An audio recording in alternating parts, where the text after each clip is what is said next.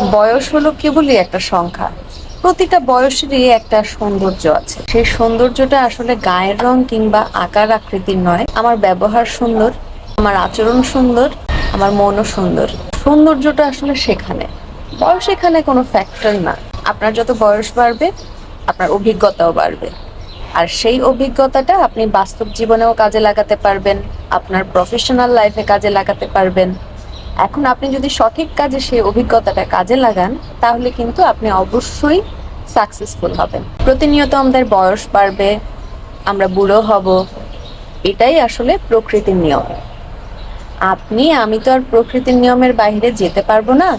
শরীরের বয়স বাড়লেও চেষ্টা করবেন আপনার মনটা যেন সুন্দর থাকে, মনটা যেন তরুণ থাকে। বাইরের যত টক্সিসিটি আছে, নেগেটিভিটি আছে, এগুলো যাতে আপনাকে টাচ না করে। জীবনে যত পজিটিভ থাকবেন, ততই সামনে এগিয়ে যাবেন। Thank you.